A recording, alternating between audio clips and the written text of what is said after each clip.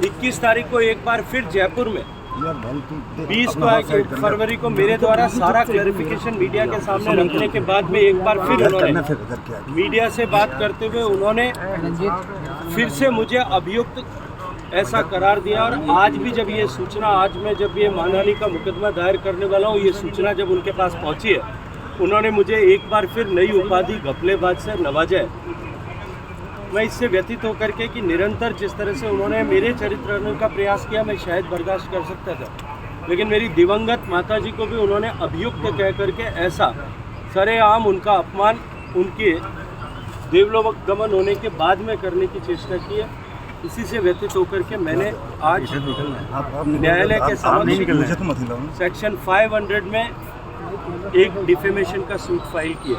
Sir, दिल से पहले डेवलपमेंट विच आम आदमी पार्टी भी पीछे को फायदा मिलता है। देखिए, मुझे लगता है कि विषय को जिस तरह की उनका स्वभाव है भटकाने की कोशिश कर रही है। राजस्थान में वेरियस क्रेडिट कोऑपरेटिव सोसाइटीज़ जो काम करती थी, multi state credit cooperative societies, अगर मैं गलत नहीं हूँ तो 48 संख्या है, उसमें से 10 से ज़्यादा क्रेडिट कोऑपरेटिव सोसाइटीज़ लिक्विडेशन में। आदर्श क्रेडिट कोऑपरेटिव सोसाइटी, जिसके लिए कहा जाता है, पुलिस की रिपोर्ट्स में लिखा गया है कि उसमें 14,000 करोड़ रुपए का जो है वो साइफनिंग ऑफ मनी हुआ है। इसी तरह से संजीवनी क्रेडिट कोऑपरेटिव सोसाइटी, नवजीवन क्रेडिट कोऑपरेटिव सोसाइटी और इसी क्रम में साई कृपा क्रेडिट कोऑपरेटिव सोसाइटी और अनेक लगभग 10 से ज़्यादा क्रेडिट कोऑपरेटिव सोसाइटीज़ हैं, जिनमें 15,000 16,000 करोड़ रुपए से ज़्यादा का पैसा साइफनिंग हुआ है। ऐसी जाँच चल रही है।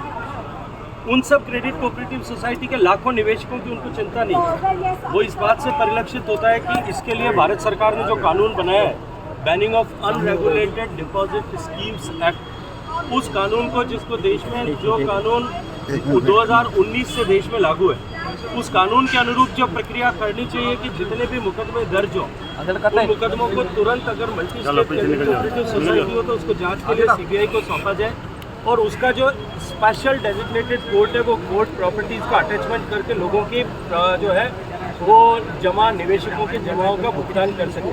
लेकिन उस रास्ते पर न जाकर उसको मेरे साथ में बिना वजह कनेक्ट करके और कनेक्ट करते हुए अपने राजनीतिक लाभ के लिए इतने लाखों निवेशकों का नुकसान करने पर आमादा है। जो भारत सरकार ने कानून बनाया है, उस कानून के तहत FIR रजिस्टर होने के बावजूद भी जो ऑब्लिगेशंस कानून के तहत हैं उनको बहुत ही मुबारक मौका है। 75 वर्ष का सफर तय करते करते कहाँ पहुँच गए। आज SMS जो है एम्स के तरह एक इंस्टीट्यूट खड़ी हो गई है देश के अंदर।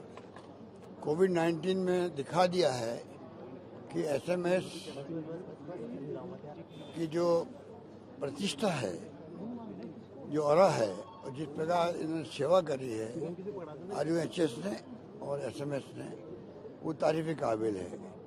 आज पूरे देश भर के, दुनिया भर के जो डॉक्टर्स 47 के पहले बैच के लोग थे वो तक यहाँ आए हैं। तो इतना सबको गर्व महसूस हुआ, बल्कि हम लोगों को गर्व महसूस हुआ कि राजस्थान में 75 वर्ष का सफर तय करते करते आज SMS दुनिया में नाम कमा लिया। इसलिए मैं सबको मुबारकबाद देता हूँ, बधाई देता हूँ, शुभकामनाएं देता हूँ। सर, बड़ी बात कही है आपने, राइट टू हेल्थ की तरह राइट टू सोशल सिक्योरिटी की बात कही है आपने। केंद्र सरकार से उम्मीद की कि इस तरह का बिल लेके आया। सर, देखिए, लाना चाहिए प्रधानमंत्री जी को right to social security. Hindustan के हर नागरिक को सोशल सिक्योरिटी मिलनी चाहिए, जिंदगी आराम से बसर कर सके अंतिम सांस तक आदमी। ये मैंने बार बार मैं अपील कर रहा हूँ कि right to social security act लाए पार्लियामेंट के अंदर, जैसे डॉक्टर मनमोहन सिंह जी ने और सोनिया गांधी जी लेके आई थी उस जमाने के अंदर, लेके आई, मां नरेगा लेके आए, फूड सिक्योरिटी एक्ट लेके आए, एक के बाद एक कानून बनाए, उसका लाभ पूरे देशवासियों को मिल रहा है। आज उसी ढंग से एक कानून बनना चाहिए, सोशल सिक्योरिटी एक्ट का बनना चाहिए। सर आपने अभी तो असेंबली चल रही है। सर, आपने एक बात बहुत अच्छी कही कि बेसिकली अधिकांस प्राइवेट अस्पताल और देखिए रूप में काम करते हैं। ये जो है ना, ये शिक्षा और स्वास्थ्य आम लोग समझते नहीं है, चल रहा मामला, परंतु ये कोई कॉमर्शियल काम नहीं है। ये कॉमर्शियल काम नहीं है, ये सेवा के काम है।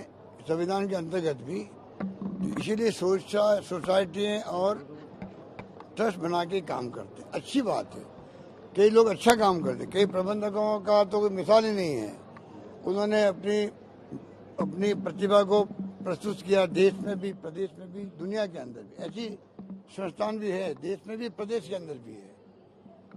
उनकी मैं तारीफ भी करता हूँ, चाहे वो प्राइवेट सेक्टर के मेडिकल कॉलेज हों, चाहे वो अस्पताल हों, चाहे कोई संस्थाएं हों, स्कूल हो, कॉलेज हो, होना चाहिए।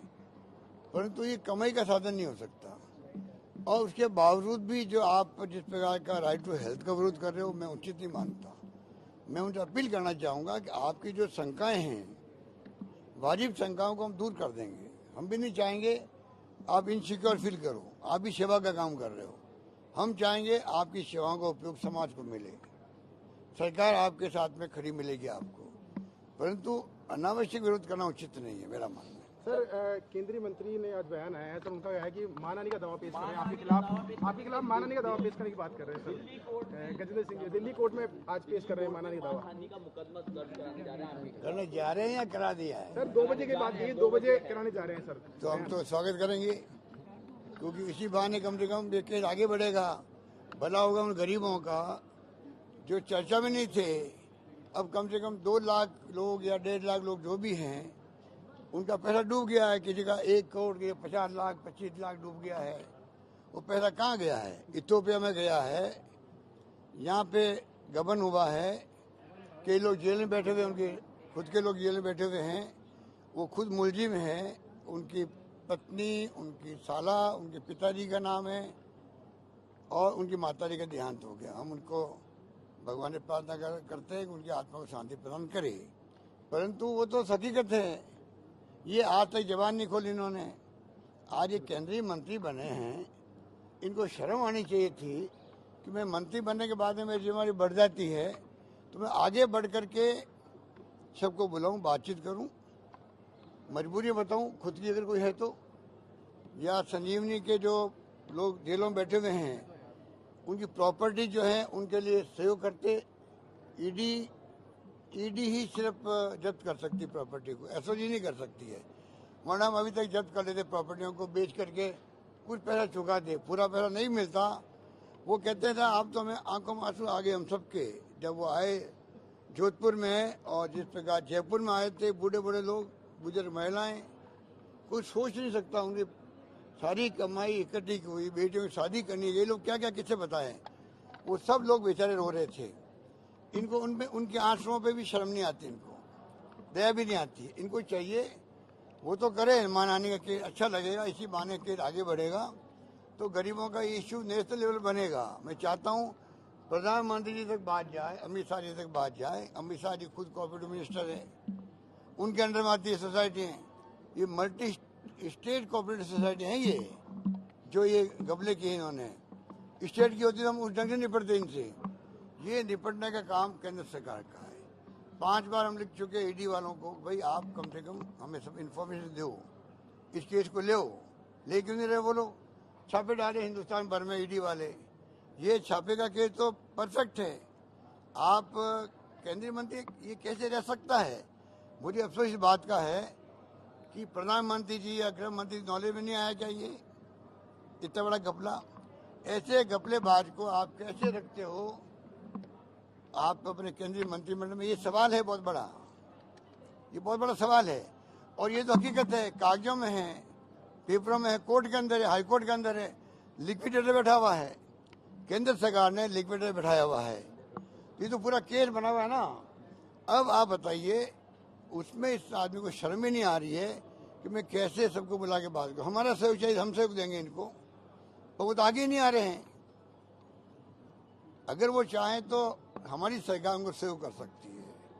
अगर वो चाहते हैं कुछ किस प्रकार से हम सब मिलके उनका चुकारा करें, मुझे इसमें कोई राजनीति नहीं करनी। हकीकत तो बताना पड़ेगा, हमारा फर्ज है। वो हमसे पूछते हैं हमारी स्टेट गवर्नमेंट क्या कर रही है, हमारा बताना हमारा फर्ज बनता है। तो मैं उनसे कहना चाहूँगा, आप फिर भी स्टेट गवर्नमेंट को सहयोग चाहिए, स्टेट गवर्नमेंट आपको पूरा सहयोग देगी। आप पैसा दिलवाइए गरीबों को।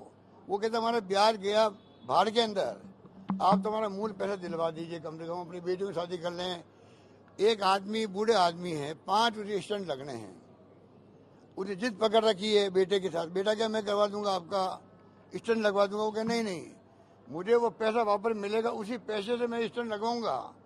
ऐसे ऐसे किस्से कहानी हैं। तो अच्छा है, मैं तो स्वागत करूंगा अगर वो मेरे खिलाफ केस करते हैं, इसी बहाने उन गरीबों का भला होता हो तो मुझे अच्छा लगेगा। सर, स्टेट गवर्नमेंट ने प्रोविजन किया है अभी सेंट्रल कोऑपरेटिव डिपार्टमेंट ने कि जो कोऑपरेटिव सोसाइटीज में फ्रॉड होता है उसके मामले सभी अब डिस्ट्रिक्ट कोर्ट्स में उन कोर्ट्स में जाएंगे ताकि उन लोगों को न्याय मिल सके, कोर्ट्स के जरिए न्याय मिल सके। फर्स्ट टाइम ये प्रोविजन राज्य सरकार के द्वारा सहकारिता विभाग ने भी रिसेंटली दिखवा देंगे, उसको भी दिखवा देंगे। जो भी हो सकता होगा, खाली संजीवनी की बात नहीं है। आदर घोटाला है सिरोही का, बड़ा घोटाला वो भी है। जितने घोटालेबाज हैं इन सब के खिलाफ कार्रवाई होनी चाहिए, मेरा मानना है। सर, भाजपा का आज शक्ति प्रदर्शन है, 2 जगह पे शक्ति प्रदर्शन है। किस तरह देखते हैं शक्ति प्रदर्शन को? एक तरफ तो जन्मदिन मनाया जा रहा है, दूसरी तरफ युवा मोर्चा का किस तरह देखते हैं भाजपा के? देखिए, भाजपा वालों की तो बात छोड़ो, इनके आपस में जो प्यार मोहब्बत है वो उनको सलामत हो, उनको वो उनके ऊपर है। हम उसमें पंचायती नहीं करना चाहते हैं, उनके घर का मामला है, इसलिए उस पर मेरा कोई कमेंट नहीं है। हम तो अपना काम करते हैं। हमने जो बजट पेश किया है, हम जो सोशल सिक्योरिटी स्कीम लेके आए हैं, हम महंगाई के अंदर राह देने के लिए, अगर आप रिसर्च करो हमारे बजट की, मीडिया वाले भी जो करते नहीं है, कम करते हैं, कुछ लोग करते हैं, पत्रकार लोग भी, आप तो छोड़िए, आप तो डिस्कशन कर लेंगे, करना भी चाहिए आपको। पत्रकारों को चाहिए रिसर्च करे कि महंगाई के ज़माने के अंदर हमने जो इस बार बजट पेश किया, पिछला बजट भी पेश किया, उसका मर्म ये है कि महंगाई की मार हर परिवार पे कम कैसे हो, किसी में ज़्यादा किसी में कम हो रही है। और आप देखेंगे जो हमारे फैसले लागू होंगे बजट पास होते ही, 1 अप्रैल से ही जब महीना लगेगा आपको 500 रुपये में सिलेंडर, तब मालूम लोगों को एहसास होगा, गरीबों को। इससे कहते हैं महंगाई कम करने का प्रयास करना, ये मैं कह सकता हूँ आपको।